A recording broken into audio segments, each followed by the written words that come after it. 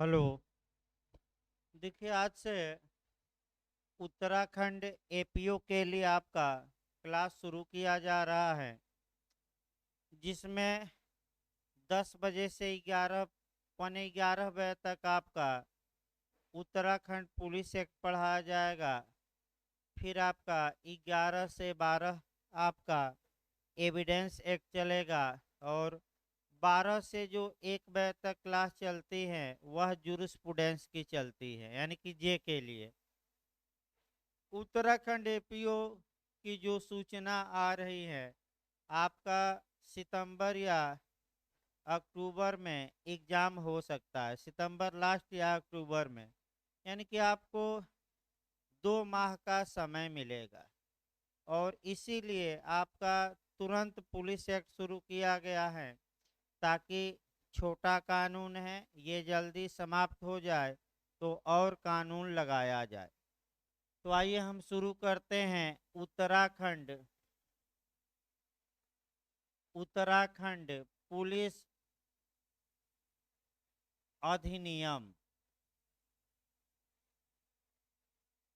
Uttarakhand police अधिनियम 2007, यानी कि 2007।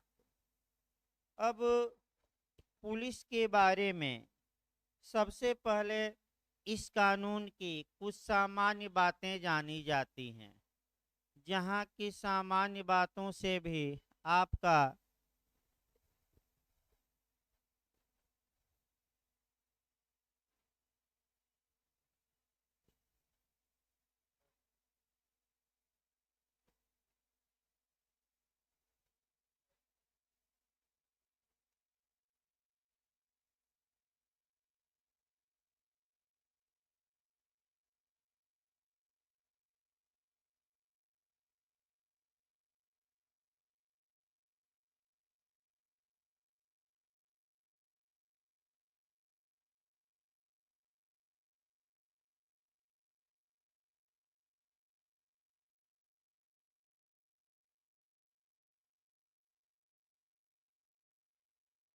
हेलो। ये उत्तराखंड पुलिस अधिनियम की सामान्य बातें पहले जानी जाती हैं, और सामान्य बातों से निश्चित तौर पे उत्तराखंड या कहीं भी 1 या 2 क्वेश्चन आपको मिलता है, कम से कम 1 या अधिकतम 2। सामान्य बातें ये हैं, लिख लीजिए उसको। पहली सामान्य बात ये आती है कि इस कानून में आपका कितने अध्याय हैं, यानी कि चैप्टर कितने हैं, और सेक्शन या धाराएं कितनी है। तो इसको लिखिए। इस कानून में लिखते रहिए। अब इस कानून में कुल 11 चैप्टर हैं, यानी कि 11 अध्याय हैं, तथा 88 सेक्शन हैं। 88। देखिए, ऐसा क्वेश्चन आपका पिछली बार बिहार जे में भी बना था, एविडेंस में जाकर बना था कि एविडेंस में कितने भाग हैं, कितने अध्याय हैं, और कितनी धाराएं हैं। तो भारतीय साक्ष्य अधिनियम में 3 भाग है, 11 अध्याय है, और 167 सेक्शन है। ये पिछली बार ऐसा क्वेश्चन बन चुका है। दूसरा आपका ये जानना है कि आपका निर्माण की तिथि, ये क्वेश्चन बन सकता है। हेडिंग डाल लीजिए, इस कानून के निर्माण की तिथि। निर्माण का मतलब किस तारीख को यह कानून बनकर तैयार हो गया।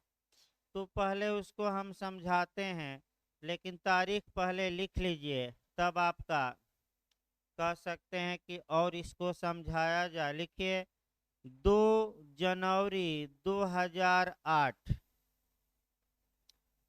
2 जनवरी 2008 ये निर्माण की तिथि है। निर्माण की तिथि में ये पूछ सकता है, घुमाकर चांस रहता है, किस तारीख को यह कानून बनकर तैयार हो गया। तो निर्माण की तिथि किसे कहा जाता है? और इसको कुछ कोरिलेट भी हम करते हैं। देखिए आपका कैसे कानून का निर्माण होता है राज्यों में। राज्यों में आपका जो लेजिस्लेचर होती है उसे विधान मंडल कहा जाता है, जिसमें कि विधानसभा शामिल होती है। जहाँ जहाँ विधान परिषद हैं वहाँ विधान परिषद भी शामिल मानी जाएंगी, और राज्यपाल उस विधान मंडल का यानी कि उस लेजिस्लेचर का राज्य का आवश्यक अंग होता है। सेम यही कंडीशन आपका हमारे संघ स्तर पर भी है। वहाँ भी सदन के माने वहाँ संसद के दो सदन होते हैं, एक लोकसभा एक राज्यसभा। और राष्ट्रपति संसद का सदन तो नहीं है, लेकिन भारत का प्रेसिडेंट आपका पार्लियामेंट का अभिन्न अंग है। तो चूंकि उत्तराखंड में विधान परिषद है नहीं, इसका मतलब कि केवल और केवल विधानसभा है और राज्यपाल है। तो कैसे कानून बनता है अब ये देखिए। देखिए आपका कानून कैसे बनता है। तो सबसे पहले एक बिल या विधेयक या मसौदा कहिए विधानसभा में प्रस्तुत किया जाता है। विधानसभा उस मसौदे या बिल या विधेयक को पास करती है, और तत्पश्चात वह विधेयक राज्यपाल के एसेंट के लिए, राज्यपाल की अनुमति के लिए राज्यपाल को प्रेषित किया जाता है। और जब राज्यपाल उस विधेयक पर अपनी अनुमति प्रदान कर देता है, यानी कि साइन कर दिया, डेट डाल दिया और आपका मोहर अपनी मार दिया, तो वह जो विधेयक या बिल होता है अब विधेयक न कहलाकर एक्ट या अधिनियम कहलाता है। यानी कि विधेयक कब एक्ट में कन्वर्ट हो जाता है, जब राज्यपाल या राष्ट्रपति उस पर अपनी अनुमति प्रदान कर देते हैं। और जिस तारीख को राज्यपाल अनुमति प्रदान करता है वहीं जो तारीख होती है उस कानून के बनने की तारीख या निर्माण की तारीख होती है। अतः इस कानून पर उत्तराखंड के राज्यपाल ने 2 जनवरी 2008 को अपनी अनुमति प्रदान की। अतः यह जो डेट है यह इस कानून के निर्माण की तारीख है। देखिए जो निर्माण की तारीखें होती हैं उस पर हम गौर करेंगे फिर अभी। वह जब बेयर एक्ट आप खोलेंगे तो ऊपर दाहिने बगल दी रहती हैं। कोई बेयर एक्ट खोलेंगे तो कहाँ दी गई रहती हैं, दाहिने बगल। लेकिन हमारा कॉन्स्टिट्यूशन एक ऐसा कानून है जहाँ के निर्माण की तारीख को दाहिने बगल न देकर आपका मने प्रियम्बल में ही दिया गया है। और उद्देशिका में सबसे नीचे हमारे संविधान का निर्माण कब हुआ, अर्थात हमारा संविधान कब एक्टेड हुआ, अधिनियमित हुआ, एक तारीख लिखी गई है। कौन सी तारीख है, 26 नवंबर 1949। तो भाई ये भी आपका तैयार रखना कि संविधान कब बना, तो कोरिलेशन भी जबरदस्त होना चाहिए। आगे देखा जाए आपका। अब अगला क्वेश्चन ये बनता है कि आखिर राज्यपाल विधेयकों पर अनुमति किस आर्टिकल के तहत देता है। या ये बन सकता है क्वेश्चन कि उत्तराखंड पुलिस अधिनियम पर राज्यपाल ने संविधान के किस अनुच्छेद के तहत अपनी अनुमति प्रदान की। इसको तो एक अनुच्छेद है आपका 200 यानी कि 200 लिखिए। राज्यपाल ने इस कानून पर, पहले एरो बनाकर लिख लीजिए तब समझाया जाए। राज्यपाल ने इस कानून पर अपनी अनुमति संविधान के अनुच्छेद संविधान के अनुच्छेद 200 यानी कि 200 के तहत प्रदान की।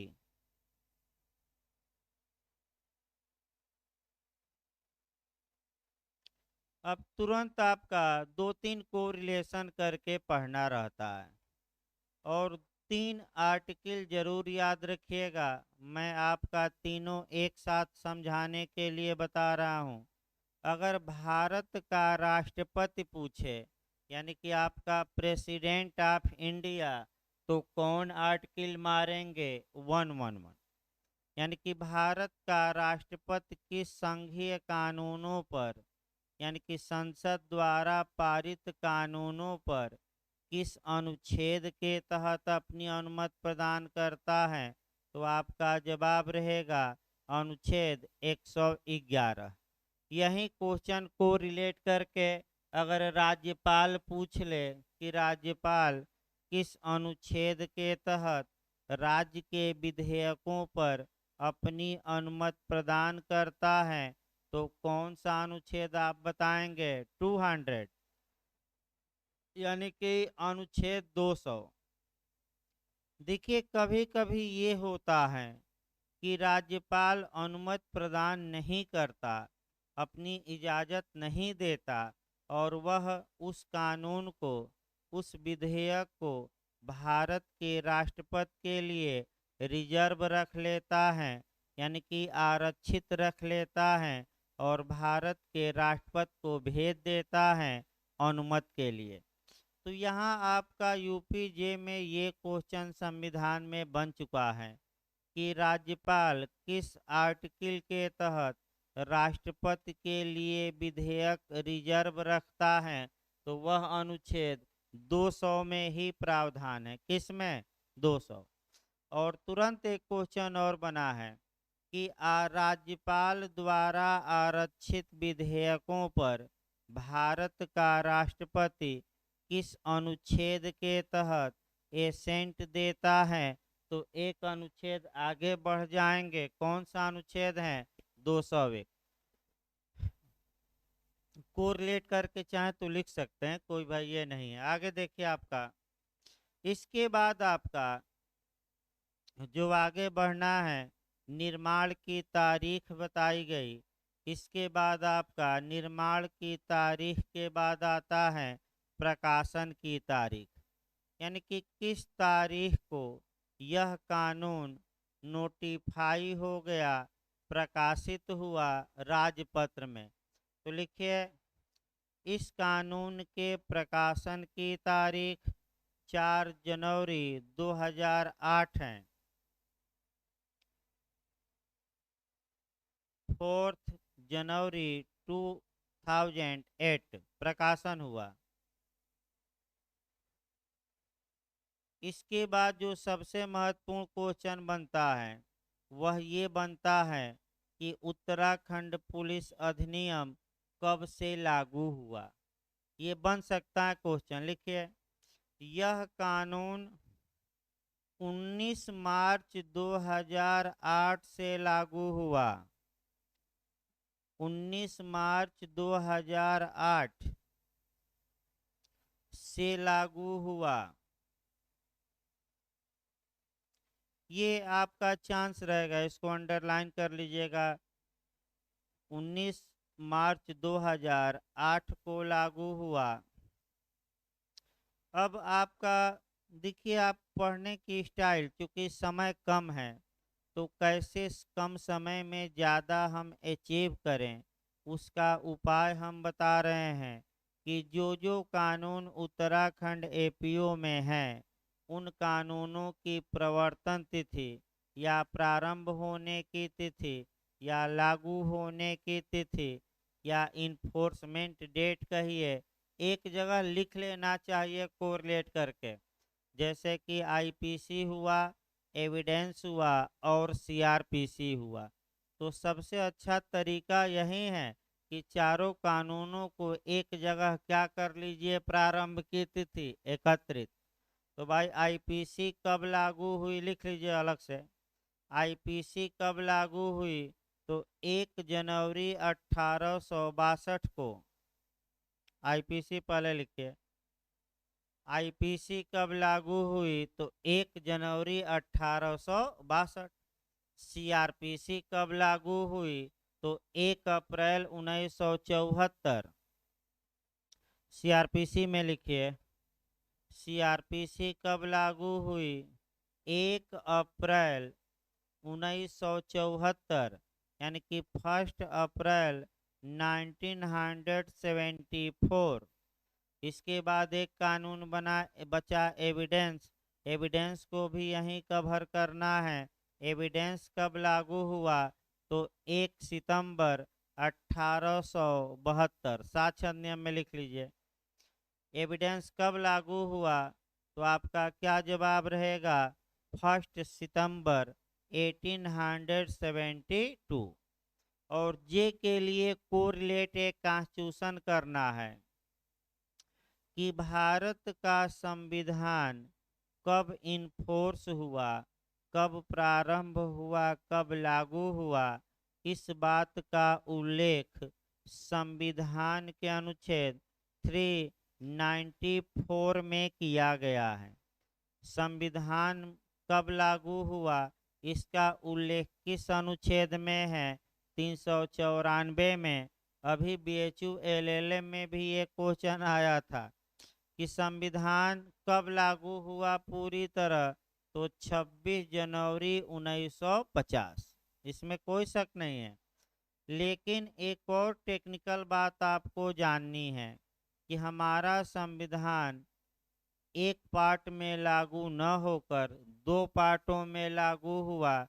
यानी कि यहीं बीएचयू एलएलएम में पूछा गया था कि संविधान कितने भागों में लागू किया गया? 2 भागों में। 16 अनुच्छेद जो थे वह 26 नवंबर 1949 को लागू कर दिए गए, जबकि इसके अलावा जो अन्य अनुच्छेद थे वह 26 फिर एक बार देखिए। 16 अनुच्छेद 26 नवंबर 1949 को लागू कर दिए गए। यानी कि जैसे ही हमारा संविधान बनकर क्या हुआ तैयार, उसी दिन से 16 अनुच्छेद। जबकि अन्य जो अनुच्छेद थे वह 26 जनवरी 1950 से लागू हुए। तो कितने भागों में लागू हुआ? हाँ, 2 भाग। ये न एक न मार दीजिएगा, आपका फिर बताया जाए। अभी पूछ सकता है, ये कंपटीशन में आ गए क्योंकि पहली बार बीएचयू एलएलएम इस पर ध्यान दिया था। इसके बाद आपका प्रवर्तन, इसके बाद आता है एक्ट नंबर। फिर लिखिए अगला पॉइंट भाई। उत्तराखंड पुलिस अधिनियम का अधिनियम संख्या बताइए, या हम कहते हैं इंग्लिश में एक्ट नंबर, या इसको क्रम संख्या भी कहते हैं। क्रम संख्या या अधिनियम संख्या, इंग्लिश में एक्ट नंबर कहा जाता है। क्रम संख्या या अधिनियम संख्या कहिए या एक्ट नंबर कहिए। तो एक्ट नंबर क्या होता है पहले लिख लीजिए तब बताएं। इसका एक्ट नंबर 1 है। एक 1 माने फर्स्ट है एक्ट नंबर 1। एक्ट नंबर होता क्या है ये देखिए। चाहे राज्यपाल हो या राष्ट्रपति हो, जब ये लोग किसी विधेयक पर अपनी अनुमति प्रदान करते हैं तो प्रत्येक साल कितने विधेयकों पर इन्होंने अनुमति प्रदान किया उसका एक सीरियल वाइज लिखा जाता है। क्योंकि आपने देखा कि उत्तराखंड के राज्यपाल ने 2 जनवरी को ही, यानी कि साल के शुरुआती दौर में ही इस विधेयक पर अपनी अनुमति प्रदान की। तो इसका एक्ट नंबर 1 का मतलब ये हुआ कि 2008 में जितने कानूनों पर राज्यपाल ने एसेंट प्रदान की, उन कानूनों में पहला कानून कौन था? तो पहला कानून यह पुलिस एक्ट ही था। क्यों? क्योंकि इसका अधिनियम संख्या कितना है? 1। अगर इसका अधिनियम संख्या मान लीजिए रहता 5, तो इसका मतलब कि 2008 में जितने कानूनों पर राज्यपाल अनुमति प्रदान करते, ये क्रम में चौथा होता 5वां, लेकिन 5वां नहीं है, चौथा है ये पहला। क्यों पहला है? कि उस ईयर में 2008 में सबसे पहले इसी पर क्या प्रदान किया राज्यपाल ने? एसेंट। तो किस तारीख को एसेंट प्रदान किया? वही निर्माण की डेट होती है 2 जनवरी 2008। ये रट कर जाइए। अब आइए आपका इसको आगे बढ़ाया जाए। ये जो पुलिस और पुलिस प्रशासन यानी कि अपराध और पुलिस प्रशासन किस सूची का विषय है? आजकल ये भी क्वेश्चन बन रहा है। उसको आगे लिखे, अभी सामान्य बातें चल रही हैं। लिखिए एरो बनाकर, अपराध और पुलिस प्रशासन राज्यों का विषय है। राज्यों का विषय है मतलब ये हुआ कि इस विषय पर कानून बनाने का हक किसको है? स्टेट को है। इतना तक कि उत्तराखंड नहीं रुकता, कोरिलेशन भी जबरदस्त होना चाहिए आपका। जिसका उल्लेख इसी लाइन में लिखेगा, पैराग्राफ चेंज नहीं करना है। जिसका उल्लेख संविधान के 7वीं अनुसूची यानी कि 7th शेड्यूल, संविधान के 7वीं अनुसूची के समवर्ती ने के राज्य सूची, समवर्ती नहीं भाई, राज्य के राज्य सूची मैंने स्टेट लिस्ट, राज्य सूची के प्रविष्टि नंबर 2 में किया गया है।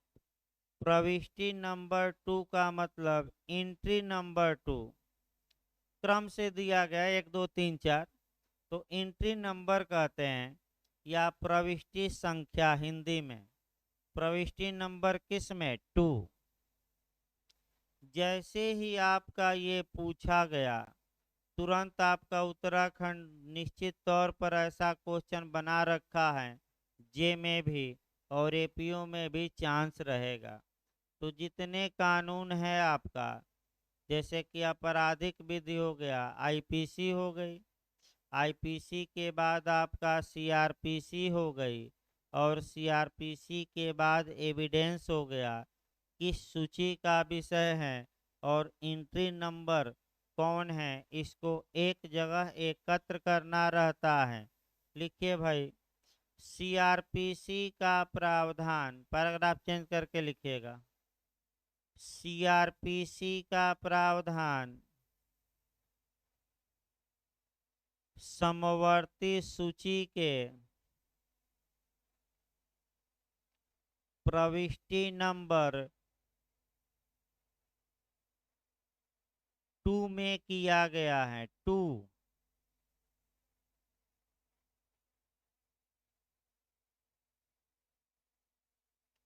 ये पूछ सकता है। इसके बाद एविडेंस लिखिए। साक्ष्य अधिनियम समवर्ती सूची के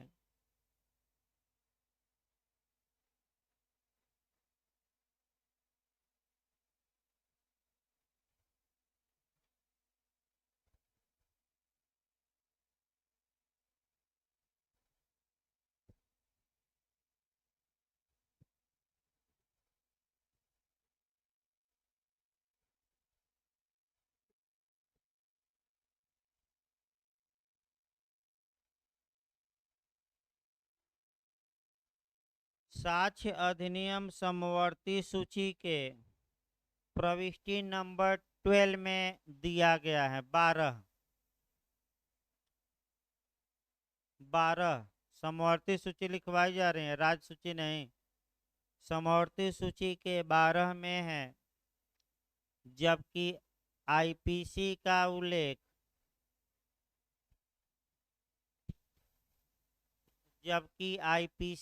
उल्लेख समवर्ती सूची के प्रविष्टि नंबर फर्स्ट में है। समवर्ती सूची यानी कि कंकरेंट लिस्ट के एंट्री नंबर आपका 1 में है। देखिए 2 बार उत्तराखंड ऐसा क्वेश्चन बनाया है जे में पहले ये बनता था कि किस सूची का विषय है, लेकिन पिछली बार या 1-2 बार पहले से जो मॉडल चेंज हुआ है, अब किस सूची का विषय है केवल ये नहीं, आप देखिए पिछला पेपर एंट्री नंबर पूछ रहा है, तो केवल सूची ही नहीं याद करनी पड़ेगी, आपको जो क्रम संख्या है या प्रविष्टि संख्या है या एंट्री नंबर है उसको भी याद करना पड़ेगा। फिर एक बार हम पूरा बता दे रहे हैं, यहाँ से चांस रहेगा क्वेश्चन बनने का। एक, अगर पुलिस व्यवस्था पूछे अपराध और पुलिस प्रशासन, तो ये स्टेट लिस्ट में आएगा और स्टेट लिस्ट के आपका एंट्री नंबर किस में आएगा? 2 में। अगर सीआरपीसी पूछे तो ये कंकरेंट लिस्ट में आएगा एंट्री नंबर 2 में। आईपीसी पूछे तब भी कंकरेंट लिस्ट एंट्री नंबर 1।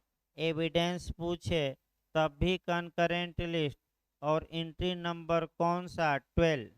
वैसे उत्तराखंड जे में सीपीसी बना था, अगर आप चाहें जे के लिए तो सीपीसी का भी प्रावधान आपका समवर्ती सूची के एंट्री नंबर 13 में है। यही उत्तराखंड पूछा था सीपीसी किस में है, तो आपका जे के लिए काम करेगा 13 में, 13 में। आगे बढ़ा जाए इस प्रकार आपका, अब देखिए आगे बढ़ा जाए, इतिहास थोड़ा देखना है हमें।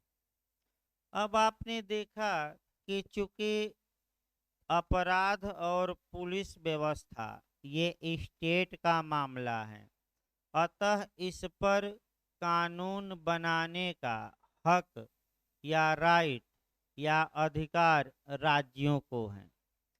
लेकिन जब अंग्रेज भारत में आए तो ऐसी दशा में अंग्रेजों के समय केंद्रीय सरकार ने इस विषय पर सबसे पहले कानून बनाया और वह कानून था पुलिस अधिनियम 1861 यानी कि पुलिस एक्ट 1861।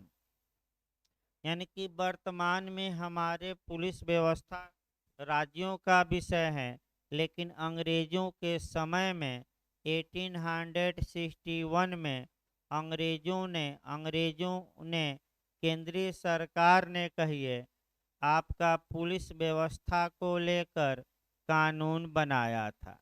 अब उसी को इतिहास चलना है। कानून बनाया केंद्र सरकार ने, लेकिन चूंकि पुलिस व्यवस्था राज्य का ही विषय है मुख्य रूप से, अतः राज्यों पर ये छोड़ दिया गया कि वह कानून को लागू करे न करे, संशोधन सहित करे, बिना संशोधन के करे और कानून को अच्छे ढंग से लागू करने के लिए नियम भी बना सके। ये किस पर छोड़ दिया गया? स्टेट पर। ये कानून जो अंग्रेज बनाए थे स्वतंत्रता के पश्चात भी भारत में लागू रहा, 1861 का कानून। अब यहाँ से आपको थोड़ा कवर करना पड़ेगा इतिहास। इतिहास ये कवर करना है कि स्वतंत्रता के पूर्व भारत एक पुलिस स्टेट था। पुलिस स्टेट या पुलिस राज्य होता क्या है ये समझना पड़ेगा। पुलिस राज्य का मतलब ये हुआ कि ऐसा राज्य जिसका प्रमुख कार्य, प्रमुख उद्देश्य सत्ता बनाए रखना और शांति बनाए रखना होता है, लोगों के विकास और कल्याण या वेलफेयर से मतलब ज़्यादा नहीं होता। यानी कि जब किसी राज्य का मुख्य ध्येय लोगों का विकास करना नहीं है, बल्कि अपनी सत्ता क्या करनी है, बचाए रखनी है, उस राज्य को हम पुलिस स्टेट कहते हैं।